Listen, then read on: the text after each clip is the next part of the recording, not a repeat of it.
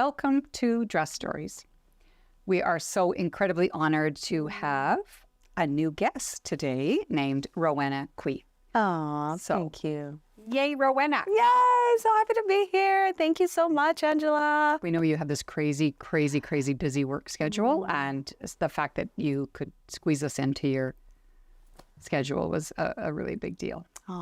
What is a priority and important, there is always time, my friend.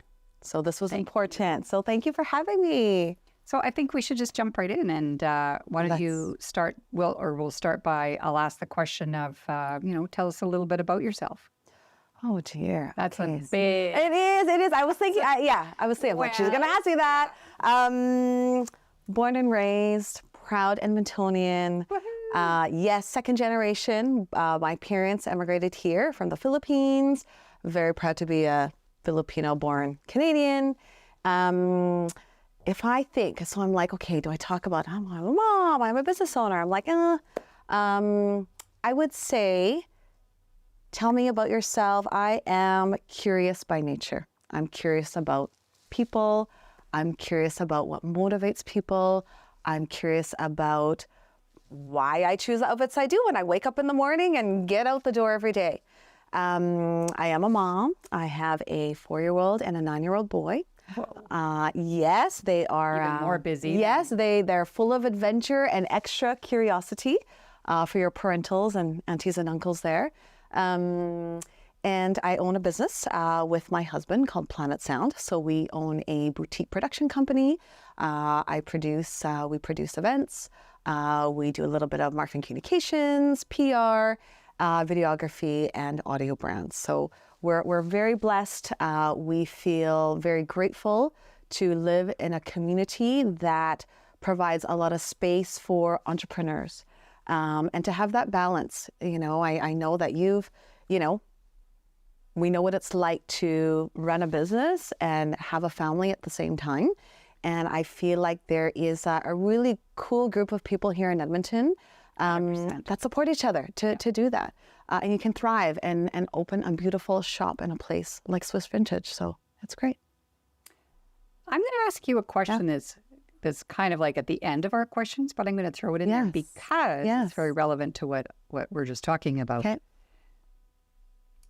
How do you think, as a city, Edmonton has shaped who you are? And you've obviously traveled. I know that you were overseas last year after Christmas and stuff.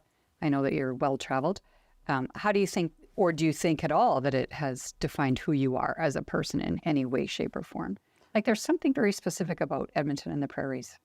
Oh, I actually, remember when I was here, the last time I was here, I have some colleagues who I'm trying to convince how incredible and fascinating our city of Edmonton is.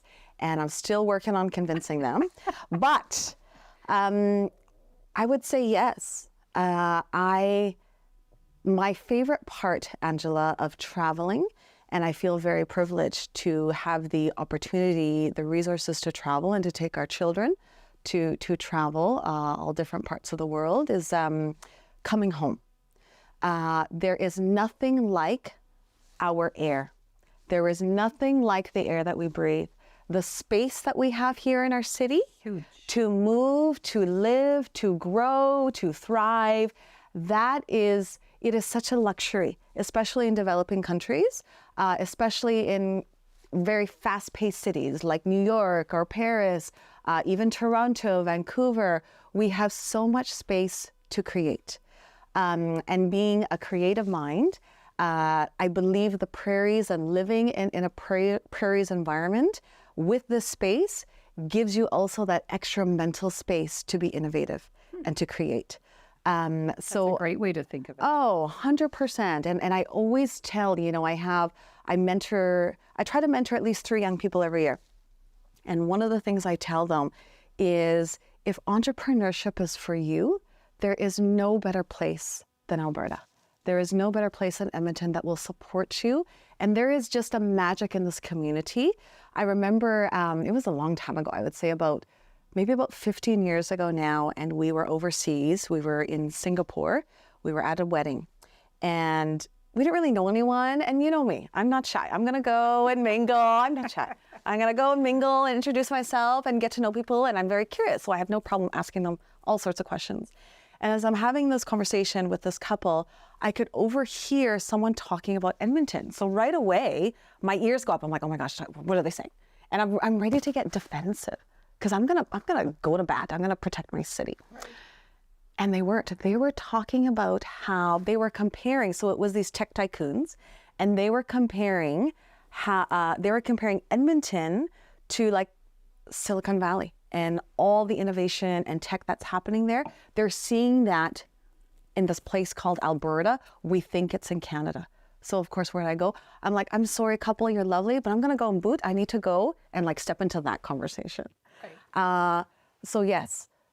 Living in Edmonton, I feel like there's this humble sense of pride that I feel people really adore and find fascinating when they come and visit.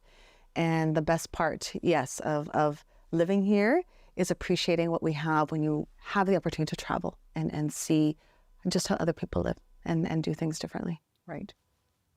Do you know what's interesting? This is a complete aside to fashion and everything, yes. But before COVID and growing up in the 80s and the 90s and stuff here in Edmonton, we were always having dinner parties. I've always had people over to my house for dinner. We always entertained. I had like a kind of a lost lamb Christmas party every year for all the people who didn't have family or whatever. Yeah. And I lived briefly for a few years in Vancouver, and it wasn't like that there. And I think that up until COVID, which changed a whole dynamic of how we entertain, how we have people in our houses, I think that we have not quite rebounded from that yet. Agree. Yes. So many people still don't, like, they'll go. We were talking to a woman the other day that moved downtown into this loft, and she said, oh, I set my whole place up in preparation to entertain. And she said, we just all meet at the local restaurants. Yes. She says, nobody ever comes to my house. Yeah. So she was saying how she has her shoes all out on display. Yes, oh, I love it. I do that too. It's right. Yeah. I mean, Edmonton also somewhat gives you the affordability, and if we're so blessed, to be able to travel. Yes. If you were in, think of it, Victoria, where one bedroom is $2,500. There's no way. There's no way. Toronto, New York, LA, San Francisco, all those, Vancouver. Can you imagine spending, $3,500 for one bedroom or two, with your kids? Absolutely, absolutely. And I think, for here, it's also the people. Right. And it's 100%. Oh, it's the people, 100%. Right? Like there's you, there's Natasha. But people choose to be here. That's exactly it. Yeah. And I don't know how many friends, as soon as they were done college and university, I can't wait to leave Edmonton. But guess what? Almost every single one of those people has come back. Right? There's this magnetic energy that you can't escape, and I believe you carry with you when you travel. So I'd like to also, put Edmonton on there on that global scale. Like, we represent Canadians very well, but the people here also, there's a level of kindness and empathy that our family and friends, when they visit, and clients, that they don't feel anywhere else. So that's really special, and that shapes who we are. And that has definitely shaped me, and definitely shaped how I want to raise my two little boys. Right. I agree. Okay, so let's see. Was your who was it doesn't have to be a family member, but who was a big influence to you when you were growing up here? Oh gosh, that's an easy one. That's my mom. She is the OG. She is the strength. She is the one who was tenacious about reminding me and my younger sisters to just be, and that it was okay. And not that she articulated these words, but it's a feeling that you get as a kid, and you're a parent. You know what your behaviors, your actions, the environment that you create for your children is everything to set the stage for the language of communication on what wisdom you want to pass on. And my mom was very good at setting the stage for me and my sisters. And she gave us the space to remember and to take with us that we can be complex, that it's okay to be complicated as a woman. And that was looking now in my 40s when she's trying to communicate this to us in our teen years and early 20s. That Without without saying actually it's okay saying to be it complicated, but is giving you that. Yeah, is really progressive. Yeah. You know, and that's always been my mother. You know, I could do a whole, you know, video series on her, but she is definitely the most influential. I am here because of her. And I think I shared this with both you and Natasha. I start every day. My first phone call and my last phone call, even on the way here, that's to my mom. Wow. Yeah, every single day. That's fabulous. Mm-hmm. Where are you in the family? I know that Yeah. Rowena has many siblings. Yes. Where are you in the, are you firstborn, second? Like, are you? Well, what do you think? Guess. Guess. Let's see how well you know me. It could go either way, you know, but I would say you're one of the oldest. Are you the oldest? Oh, yeah. Yeah. Yeah, it's that maturity and that strength and Yeah, I'm definitely, I'm the oldest. And so my family fostered for many years. So those are the other siblings. So in case my sisters are watching, they need to know they're number one. So, yeah. Nice. So was your mom into fashion? Was she was probably so busy with kids and everything, but was she fashionable? I say fashionable subjectively, right? Of Did course. you think, wow, look at her style? Or So, sorry, Mama, no. However, so my mother has these incredible girlfriends. She's had they went to high school, university together. They were just here this last August, and they get together every few years. They've been friends for 40 years. good for them.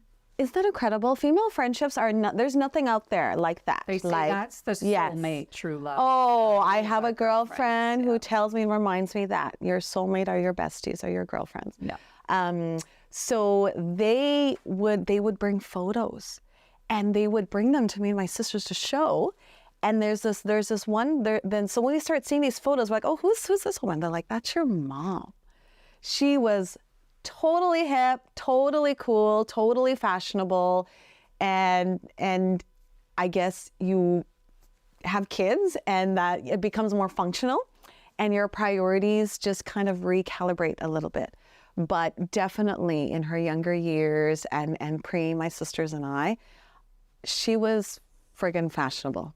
She was wearing all the trends. I remember seeing photos of her.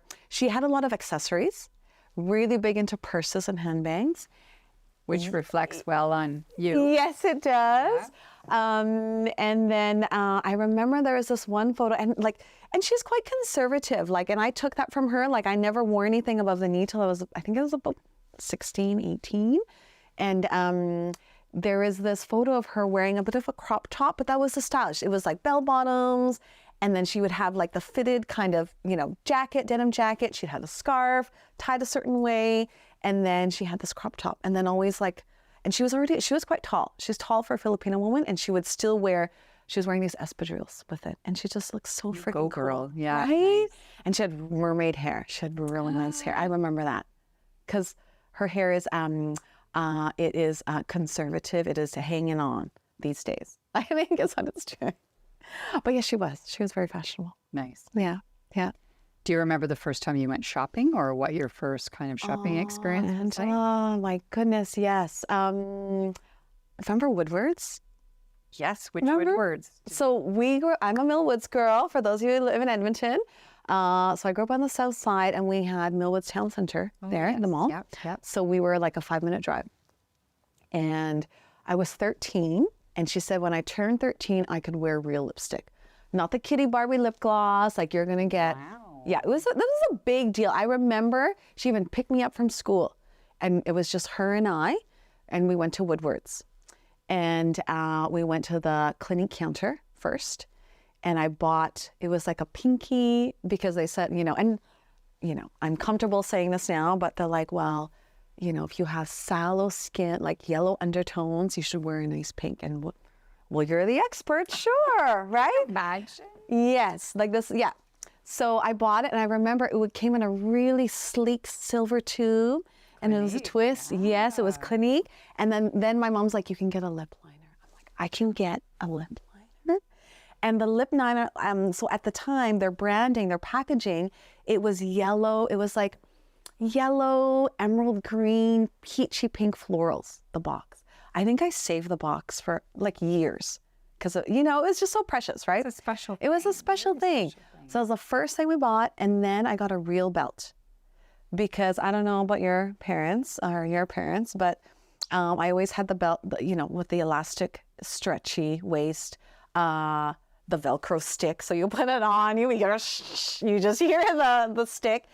And I remember looking at it. And the first thing I did, what do we do with leather? Smell it.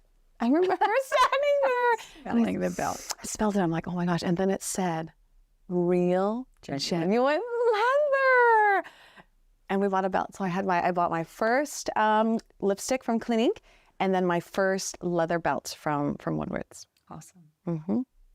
My mom was kind of evil in some ways, and But for your own good, maybe. well, she got such a kick out of torturing us sometimes. Not in a real way, but Tough love, tough love. Christmas Eve, we would beg, we would be relentless, we would be just one present, just one present, just one present. Can we open? Yes. And so sometimes we would go to midnight mass. Yeah.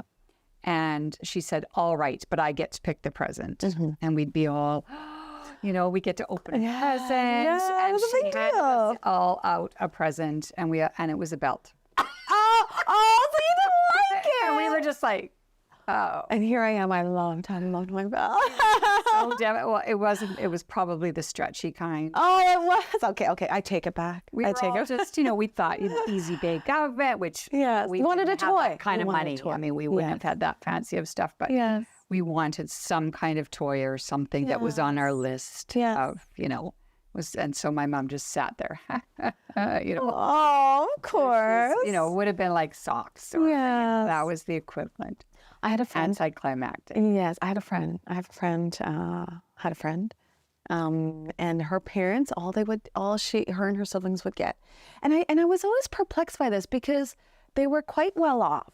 And so she invited me over for Christmas. I'm like, oh my gosh. And my mom's like, oh, tell me what they get, kind of gossipy, right? My family, tell me what they, report back, right? Like, what do they get? Because they're like, you're going to be in this fancy big house. They live in like a rich area. Her dad's like an accountant, they have all these really interesting friends. And then we get to the presents opening and it was so, and I'm like, everything came beautifully wrapped, very professional. Right. I was Like it was yeah, no, wrapped at the mall. we had the ones that had all the random cartoons and like you had to be so careful with it because it would rip. Right. Like that. That's the cheapy paper. That's the paper we had, but we loved it. Yeah. So these beautiful, presents come out and there's, the siblings are there, they're getting it and they're so unimpressed. And I'm like, oh my God, I can't wait till it's inside. They're like, oh, we know what's inside. I'm like, but look, it's so beautiful. I was just trying to find the silver lining and it got kind of awkward. So they open it and then what was inside? Because it was big enough to hold 365 pairs of socks. That's all they got. And I said, oh. They got a pair of socks for every day of the Every year? day of the week. Yeah, because the mom didn't like dirty socks. I was like, oh, that's nice. Like no one said anything. Yes, there, it is. Because the mom loves putting on a fresh pair of socks every day. So assumed that was also a joyful thing. But she was 18 already, so the kids were already older. So I was like, oh, maybe it's a necessity because she lived at U of A in Hub Mall. Like she lived in the dorm already. So like, oh, well, now this is more practical.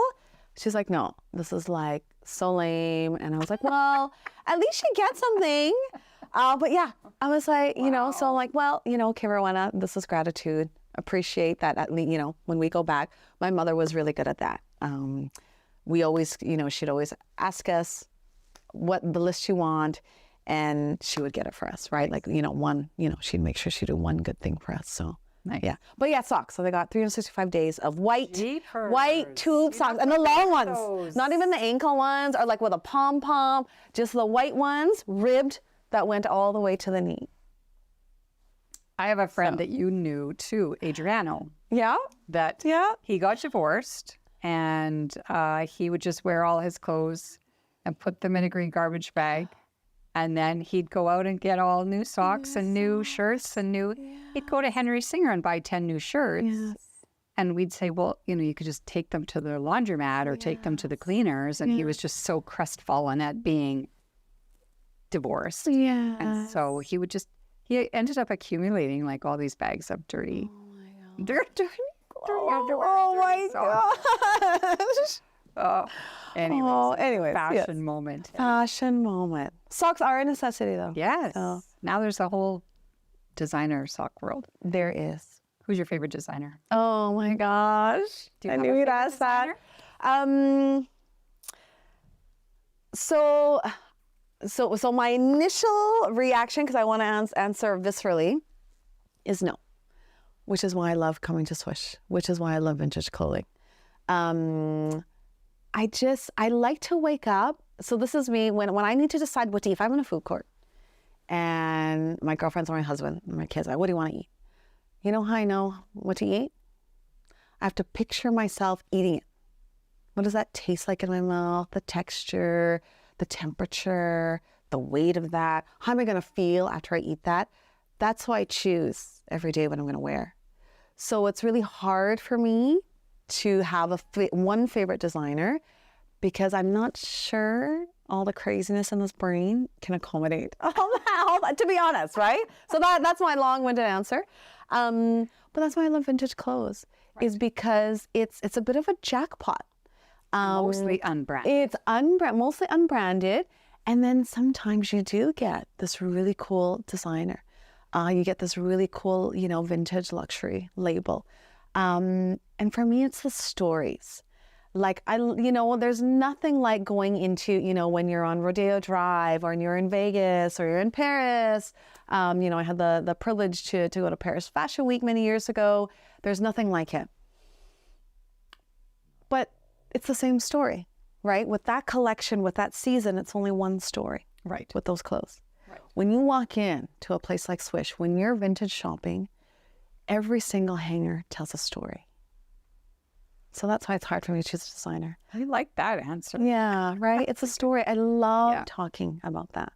And I love saying, okay, if you haven't met Angela, you need to. If you haven't met Natasha yet, you need to. This is why. Because people will compliment. And I'm like, I don't do this on my own. I'm like, sometimes I'm just like a drive-by. I have 15 minutes. You know my size. This is my event. This is what I want. It's ready, and I'm in and out. I said, those women are magicians. Oh, that's right? so sweet. You are. Cheers to that. Cheers to that. We're having magic. Yeah, magic. Fashion magic. Fashion magic. Cheers to Natasha. Yes, Natasha. Thought we had to have a Prosecco moment. It was just sitting right. Okay, that's right. Okay, well, if you don't have a favorite I don't have a favorite designer, whose closet would you love to read? Oh. So, again, no judgment, everyone tuning in, or you too, Angela. I loved Serena Vanderwoodson's wardrobe. I don't know. From Gossip Girl. So it was this teen series. Her, and there was these very well-off, well-to-do kids who lived on the Upper East Side. And the fashion was just phenomenal. What did you like about it? I loved the mixing and the matching. I love the mixing and matching of luxury labels, designers with everyday clothes. I love that it would be accessible fashion and then high-end fashion mixed and all mashed together. I loved that depending on what life stage, moment, problem they are trying to solve with each episode, the fashion reflected that. And that's how I feel style. That's to me what style is. You wake up, just like the food court situation, however I'm feeling, what my day is going to be like and who I'm going to interact with and what energy do I want to pass on to the humans I'm going to interact in that day, is what is going to be reflected in what I choose to wear that day with you. So yeah, I'd have to say her. And then I'm a Sex and the City girl. I loved Carrie Bradshaw's wardrobe. Wouldn't you love that? Oh, I would love. And if it was my size too. Yeah, well, that's it. She's pretty tiny. She's very teeny. She's very teeny. Oh, man. Right? And I love it. I loved the episodes where it would start or else they would transition to the next scene. And you see her staircase to her apartment and she would come out and just wearing, it's like the middle of the day or like the morning, and she's just looking just super fabulous. And I just love that. Like I loved everything, her casual. Oh, everything. Her jeans rolled up with her Manolos, her whatever with, but I mean like that, I still, when I think of like spectacular is her with Brishnikov in Paris. And she's got that the cupcake, the layers, right? Huge cupcake. Oh my gosh. And then had and nobody to take her out, nowhere to go. No. Right? So it doesn't matter who you are. We all have those moments. Yes. And oftentimes you just hit the nail on the head. We get lots of customers that say, where's your designer section or where's your, and we will say, it's not so much about designer. We do have lots of designer, but vintage cashmere is 10 times better than contemporary, vintage double knits, Italian double knits from the 60s is way nicer than any designer piece you're going to find. Yes. So it's about having an open mind and just looking at beautiful style. It is. I think it's an education moment too. And I think if you think about also how houses are made, how products are made and furniture, things were just built different. And there was a level of sturdiness and craftsmanship back then that is just different than today. I'm not saying one is better than the other. But yeah, for me, I love that the kids these days, do we say that? Or yes, you can say yeah, the culture these days, like everything about being sustainable. And I love that people are now, okay, I'd be open to that. Oh, I just made a date today. I was telling them I was coming to see you today and we're doing this awesome thing. And they've never been here. And I said, I'll come with you. They're like, oh, I would be a little intimidated to come. I said, I'll come. So we made a date. So we're coming November 20th. Oh, fantastic. At 11 o'clock. So just so you know. I'm always on a time frame. My niece and my stepdaughter both have bought these huge houses from the 80s. And my niece said to me, Auntie, I have a clamshell sink, and we're all like, what, But the construction of those houses, we were just at my stepdaughter's the other day.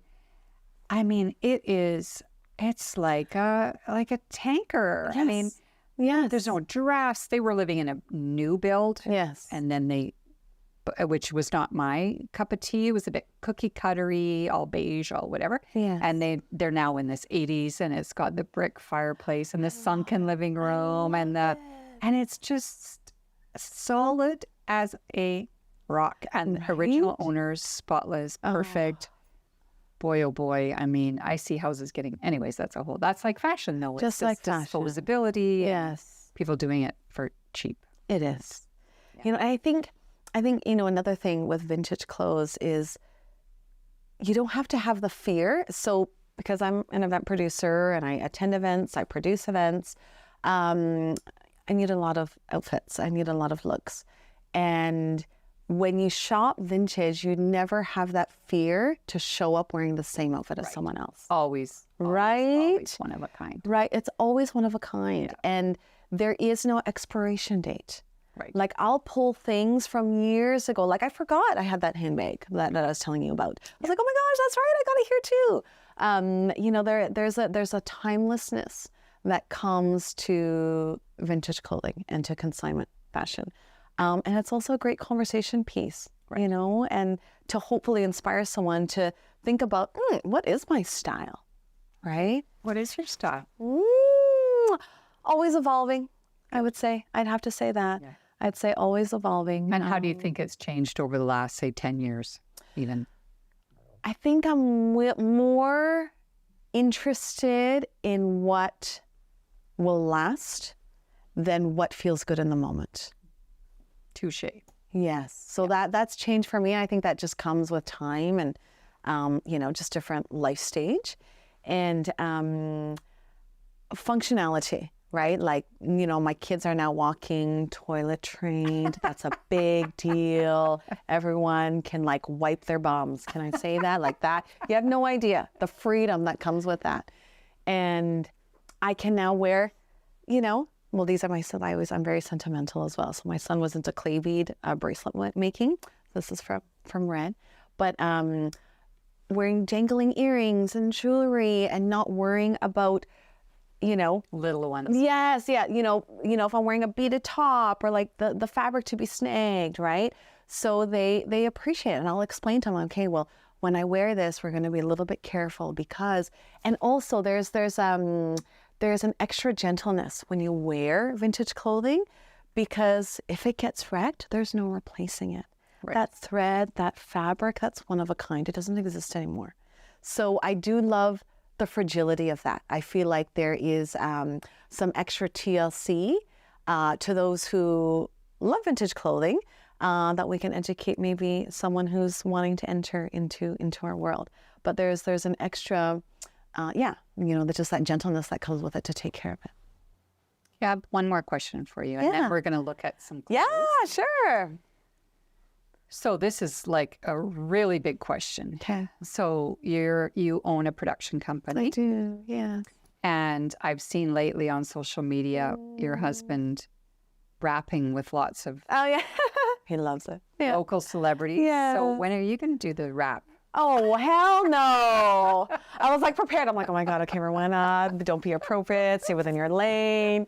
I am a producer for a reason. There is one video, if you go on our Planet Sound YouTube channel, where my husband was very kind and said, we're going to do this, it's going to be fun. And he did write me a very short verse, and I did the hook on a Christmas video, a family Christmas video. I saw that. So I did do that once. I did see that. Yeah, so I did. So I have made Not my like cameo. a solo one. Oh, where You know, you got to stick to what you're good at. I am good at producing. My husband is great in front of the camera and behind the camera. So that's, we strength-based solution focus. I took that from my first career of working with our wonderful young people, youth in care. Build on what you're good at. That's an important lesson. I think we should all write that down. Yeah, Build on what you're good at. Yeah, build on what you're good at. Money will follow. Woohoo! Mm-hmm.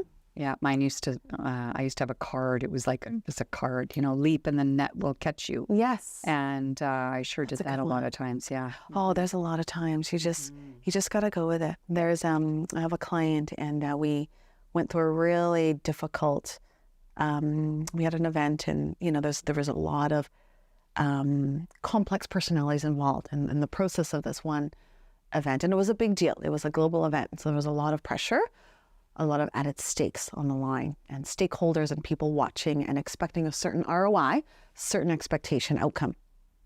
And as we're going through it, and she just knew that things that were coming at us were just unbelievable. I could write a book on the things that, come forward. And she said, pressure is a privilege. Right? Not everyone can do that. I was like, oh my God, okay, great, thank you. And then the other thing that she always left me with is, you're the best pilot because you can fly the plane, Rowena, and build it at the same time. Woohoo! I was like, oh my God, okay, so we're doing okay. Like, you're happy, you're good. She's like, I'm great. Nice. And this woman has now become a friend, and a mentor, right? So it's, I think that collision of just like fashion, let your worlds collide, your personal and professional. Take that risk because it's usually worth it. Just like with fashion, take those risks. Right. And have fun. And have fun. Yes. Fashion's not that serious. No, it's Lord. not. Tomorrow it's going to be something else. The day after that it's Yes. going to be something else. And like I say to Natasha, I look in the mirror in the morning, I'm like, whoa, you look great. I come to work, I'm like, what were you thinking? Oh, right? Yeah. Just So go, what? Yeah, you just whatever. gotta go with it. I think I follow. Well, she celebrated 102. Iris Apfel. Oh, Iris Apfel, yeah. But did you read her latest book? It's so good. I have. Oh, I should have brought it for you. I'll bring it for you. It's so funny. That would be an amazing Oh, closet. it's so well. That's what I was thinking. Because in it, she shares because people always ask me how many clothes I have. She has racks, but she's iconic for her frames. Right. But she'll get them markets, vintage stores, consignment stores, flea markets. Right. I think that's where I got these ones. I got these boots in a Paris flea market. But yeah, there's be willing to dig because vintage fashion is also it's a social community as well, Right. right? Like it's a fun adventure that you can also take your girlfriends on. Well, Yeah. when I was in retail in the 80s, I mean, I worked at Holt Renfrew. Yes. Even just the attitude of buying on sale. Yes. Nobody bought on sale. No. And if you did, you sure as heck never admitted to it. Yeah. You would never, I remember even just 10 years ago, Yeah. I said, wow, what a beautiful jacket to somebody. And they said, oh, I got it on clearance at, like as though that somehow you had to justify having this beautiful jacket that you bought it on clearance. Yeah.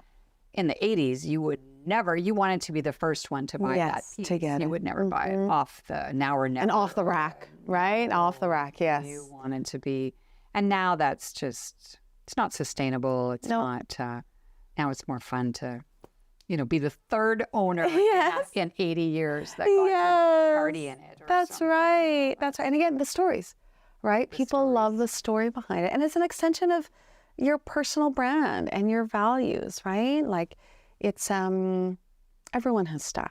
Yeah. I think sometimes we just can't articulate it, but your clothes will for you. Yes. Mm-hmm. That's a great way to segue into our next section where we're going to look at a few pieces that Rowena brought. She brought a few more accessories, and I made a mistake in our communique about how many to bring, but she's brought some, and we're going to talk about this amazing outfit that she's wearing. Awesome. Yeah. Okay. So we've got some beautiful pieces here that Rowena has brought us. So why don't you start with this lovely piece? Looks very familiar. It does. I think it was just on social. But so first, I am a Gemini baby. My birthday's in May. And I love the color. I love this green. I have a lot of green in my home too. And it wasn't even, because when I came in, Angela, I'm like, I need something to wear. I have 15 minutes. This had just literally come in. It just came in, just got steamed, put it on, and I love the belt. There is this really cute belt with it. I love that. Yes, it's one color, but there's this really cool, what do you call it? It's just like a paisley design. There's this paisley print in it. And this is Natasha. Like, she is just the accessory wizard. And I just love, because it feels like, not that I would wear it. I wasn't one of those club girls in the 90s, but in early 2000s, this would be like a top. They would wear this as like a tank top, like it would be a little bit bigger, but this is, but that's what it reminds me of. It would be one side, yes. But I love this necklace, and that's all you need. And then I had bare ears, and then I think I wore my floral booties with this one, which we can, we'll check that out later. So that's this one, and I love that I didn't have to, I sit, like I'm moving around when I'm producing a show. This part too. I loved this part. It had like this trench feel to it, so I thought that was really cool. And then the little slit on the back, just. And it's silk. Yes, it is all silk. Year round. Beautiful. It's beautiful. And this is something too, like just like with all, gowns that I have, I try to mix it into my regular wardrobe. Just because it is a dress doesn't mean you need to wear it for a formal occasion, right? So fabulous. Fun. Beautiful. I love this. You know what's interesting? I would never think that cream would be a go-to color for me, Angela. And it was a client where this was the dress code. So the theme is Chanel, and you have to wear whites and creams. I'm like, oh my gosh. I'm like DMing both of you. I'm like, do you have anything? So again, these women just know me, and they know fashion, and I love this. What would you say? What decade would you say this is from? 70s. 70s too, right? Yeah, and it just this makes, one's 80s. Yeah, this one's 80s for sure. Yeah. But I love it. It gives me the illusion of being tall. So the photos, so maybe it was a photographer too, but I just felt tall, and I just felt really just regal. And this necklace, and again, this is also from Swish. I just love that there's this just jewel piece here, this really fun accent, just to add a little bit of fun to it and texture. And it's very comfortable. It was very, very comfortable. And you could put a jean jacket over. Oh, 100%. Something. 100%. Add a boot to it. Yeah, add a boot to it, to like bring it down a notch, being a little bit casual. But this is probably one of my favorite outfits of the year. This one. Yeah, it is for sure. Oh no, I'll be coming back. I'll be back. You know that. red. So my son's name is Fred. So I do have a lot of red. My other son's name is Gray Moore. We call him Gray. I do have lots of gray. But what's lovely about this one, so it is form-fitting, but it's still very forgiving.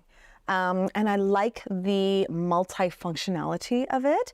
So this is something you can wear for the day, for work, with heels, a loafer, an open sandal, throw on a jacket, put on a boot, maybe a combat boot or a sneaker, and you can transition it to night and going out for cocktails or, you know, doing something fun with the kids.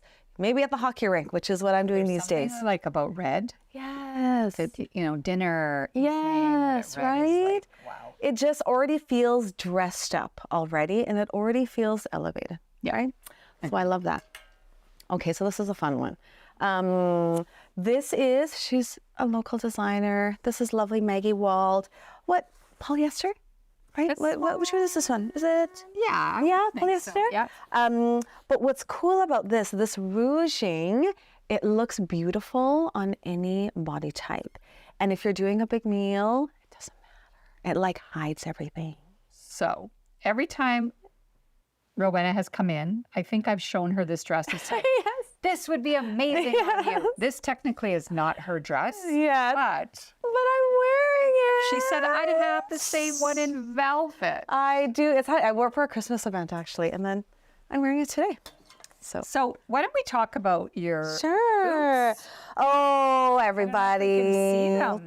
So my bestie Stacy, we went to Paris. We had the privilege of going to Paris together, the two of us.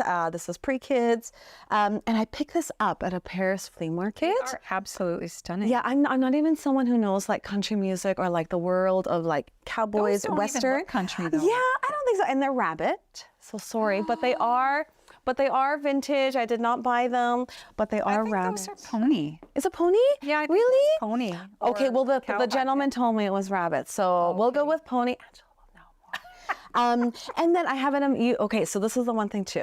When you shop vintage, you need a great tailor, you need a great sewist, and you need a good shoe person. So my shoe, I've probably changed these soles. I've had these for 20 years, maybe almost 20 years. I've changed these soles at least 5 times because I wear them a lot. But that's good. That's good. I mean, I just took 2 pair in. Yes. I have these beautiful brogues that I took to, there's a place at Londonderry. Yeah. The guy is just, honestly, he is so fantastic. And then you can keep them for, and it gives me heck because I should have a shoe form. Because they're patent and they're cracked a little bit. You need to stuff them if you don't wear them that often. Yes. But that's... Yeah, so these are my, and I thought I'd go, and again, right? Like this is a dress I've worn to like a Christmas event. And then I just put a blazer. And this is vintage Ralph Lauren. And then these lovely Parisian boots. And then there you go, out the door. Stunning. And you could go out, just meet some girlfriends, go have whatever. 100%. Or you could take this outfit out. I'm sure your husband would not be unhappy if you took that out. Oh, yeah. He's like, whoa, where are you going today? I'm like, yeah, I'm not momming today. This is great. I'm out the door. Did you? Yes. You have some little purses here, too. Oh, I do. So this I thought was just kind of rock and rolly. I just love that there's this like texture, this white, kind of inset design, lots of room. I have a big phone. Snake. It's a snake, is it really? Yeah, that's snake or python, yeah. Yeah, and it is vintage. And it's just really roomy. I'm a snack person. I always have snacks in my purse. So I really like this one for snacks too. And it's fashionable. And then I got these here. I don't own a silver clutch. And so I got my first silver clutch here. And then this is really cool. Can I give this to you? Of course. So this is a really sweet bag. It doesn't fit much, so you're definitely gonna have to hold your phone, and then you hold this. And your snacks. And my snacks. I throw them in here. But what's really cool, so it's got this beautiful handle, and I love that it stands, and it's like a really good, I don't know, like it looks like decor. When I brought it to galas or events I put on the table, it's quite a showpiece. People think it's a centerpiece, and then I can tell the story of where I got it and why I love it. And then inside, what I love again is the versatility, right? So it's just really cute. Like, look at that. That's perfect. Right? You That's know? perfect. Yeah. So I just love that as well. It's just really, it's really loud. It's fun. It's fun. Did I ever tell you the story about the evening bag, the Swish evening bag story? No. So a customer had bought a little beaded evening bag with pearls and everything. And she was going to, I think it was a wine society or some kind of a big dinner at the Moutard. Okay. And they were at a table for 8. And she said this older woman kept sort of looking over at her throughout the whole evening. And then she finally said, "I'm so sorry that I'm staring at you." She said, "But I owned a purse just like that in the 60s. She said, "I think we used it for my wedding purse and everything." And she said, "Mine, unfortunately, had a pen break in it and there's a big ink stain and whatever." And the girl went like this. Don't even. And when she told, I had chills. And she said, "And I always used to have a safety pin in the back in case of an emergency." Yes, and I do the that girl too. had kept the safety pin in. No. So all these years, and she said, "Why would you part with it?" And she said, I we were downsizing and I donated it a long time ago. And, it was like she hadn't seen the bag in 25 years. Amazing. And they're sitting at the same dinner. At the same... See, we could just go on. We should have captions of another reason why to love vintage, right? That's right. What a beautiful story. Thank you. Right? That It was a comes great full story circle. that was shared with me. And I love that things go full circle. I do. They need a new party. Yeah, absolutely. So I just want to thank you from the bottom of my heart for being part of this Dress Stories series. I know how busy you are, and I know that this is a really big deal for you to make time, and how honored are we? And you've been lovely, and I want to thank you again. Oh, my pleasure and privilege. And this is important. Anything that you do is magic, and if I can be a small part of that, the honor is mine. So thank you for having me. Thank you, Rowena. And thank you, Natasha.